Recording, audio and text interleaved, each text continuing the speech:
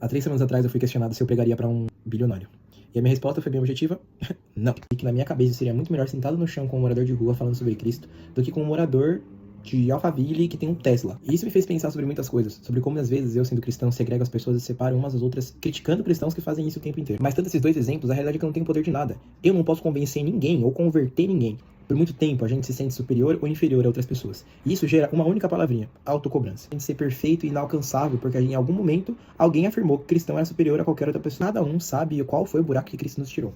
Mas a minha crítica aqui é: será que a nossa atitude como cristão não tem sido segregar ou separar o joio do trigo, fazendo um trabalho de autocobrança e perfeição e separação e o que a gente nomeia hoje como santificação, que às vezes é apenas insensibilidade e individualismo, fazendo um trabalho que deveria ser de Deus? O tanto de jovens e pessoas de igrejas e contatos missionários que eu já tive, que tiveram uma autocobrança e quase não, um burnout, a partir de uma responsabilidade que foi imposta a eles a partir disso aqui, ó, do que tava no mindset na cabecinha deles, aí, livro de autoajuda. Cristo nunca quis filhos insensíveis, ele quer filhos irrepreensíveis, e isso não quer dizer que eles têm que ser perfeitos, não. Quando eu não era convertido, eu me comparava com outros cristãos que eram perfeitos e aparentavam ter uma vida muito segura com Cristo e tudo mais, que depois que eu me converti e comecei a conversar com essas pessoas, as pessoas eram mais traumatizadas e neuróticas do que eu. Uma das coisas que eu aprendi no campo missionário é que eu tenho que reconhecer a minha inutilidade diante de Cristo.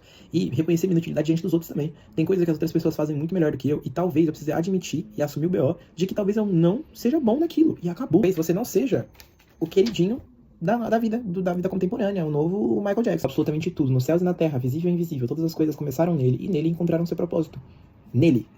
Não em você e nem em mim. Então é fato que a gente tem que assumir que tudo começa com Deus. E a questão talvez não seja você. Ou melhor, talvez a questão seja a gente. O problema seja aquilo que a gente está projetando na nossa vida. As pessoas que eu tenho contato que não são cristãs hoje afirmam que Jesus, o humano de Jesus, era um cara maneiro, era um cara massa. Mas que o fã-clube dele hoje não tá legal, não. A minha crítica aqui também vai a nós cristãos, que muitas vezes deixamos de viver a nossa vida por uma segregação individualista, sendo que Jesus era do povão. Talvez as pessoas só não queiram comentar de Cristo, ou não queiram conhecer a Cristo a partir da sua vida, porque talvez você seja um cara inalcançável, perfeito. Ou então, um cara que, de verdade, não tá demonstrando o amor de Jesus. A sua autocobrança é você literalmente falar que você não consegue segurar 5 bandejas, porque você não quer entregar essas 5 bandejas pra Cristo. Porque ele aguenta o trabalho, ele equilibra todas as bandejas. Que Cristo sabe exatamente aquilo que ele tá fazendo. O propósito de Deus levou em conta nossos pecados, levou em conta nossa inutilidade e nosso erro também.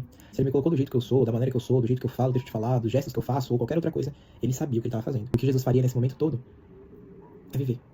É mostrar que o testemunho dele é muito superior a qualquer pessoa. A realidade é que as igrejas e o cristianismo, a ideologia toda, os conceitos e até as roupas da internet, elas não são nada daquilo que Cristo tem preparado pra gente. Esses espaços também devem ser preenchidos por pessoas pecadoras. Até porque a igreja é um grande hospital de um monte de gente querendo ser salvo. Mas só Cristo realmente se revelando como Senhor e Salvador da nossa vida. Ele sim tem poder para julgar os vivos e os mortos. A realidade é que nossos propósitos e nossas situações da nossa vida, muitas vezes romantizadas, são exemplos perfeitos para pessoas que podem se aproximar de Cristo a partir do nosso próprio testemunho.